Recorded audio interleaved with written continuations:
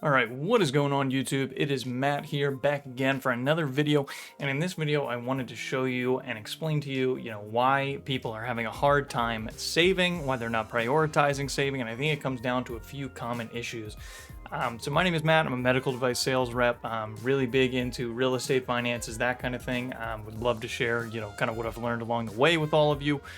So without further ado, we're going to get right into it. So I think some of the main reasons of why people don't save money comes down to a few things, and these things are going to be: you are either in debt, you don't know how to budget yet, such as like you haven't learned it, think that everyone has time, so you're going to be thinking that you have more time than you actually do to save money. The next one is you don't make enough money, and the next one is going to be you spend it all on liabilities.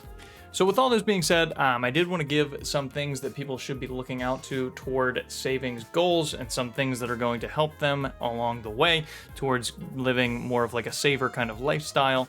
But in my opinion, the number one reason why people are not reaching their savings goals is going to be that they are in debt, whether this be student loan debt, credit card debt, auto loans, those kind of things. Those things are usually massive payments that are taking away a lot of people's bankroll from putting that in a bank account. So if you can, pay those down, as much as you can. There are two main methods that I've seen for actually doing this. There's called the debt snowball or the debt avalanche.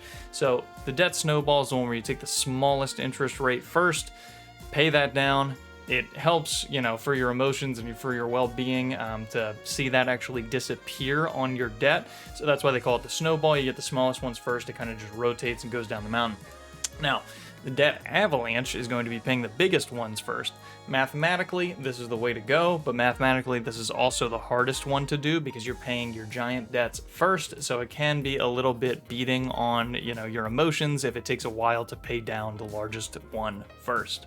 Another thing I see a lot of people not doing is separating long-term versus short-term savings goals. So long-term, that's going to be things such as like, a house, mortgage, saving up for another car, those kind of things, retirement, etc. Short-term is going to be things that you want in like the very short term. And what I mean by this is there's different places to put your money for different goals. So if you're going for the long-term approach, I would suggest, regular investments like putting it into a brokerage stock account, those kind of things, CDs, things that have maturity dates, like, bonds, so that you can invest it for a long time and get a higher percent that way.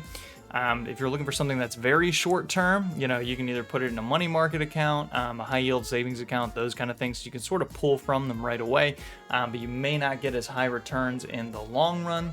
But if it's for a short term thing and you need it now, that's the way that you're going to go. Now, the next one is going to be maxing out your retirement account. So if your company offers a 401k match, that is pretty much like free money. So, I wouldn't throw that away. If they do offer a matching program, make sure to take care of that. Make sure to max it out the most that you can. It's going to be the most bang for your buck.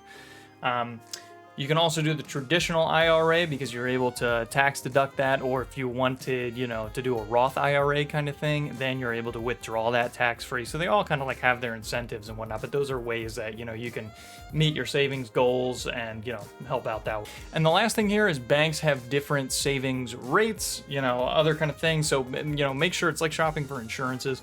Make sure that you're getting the best thing that you possibly can.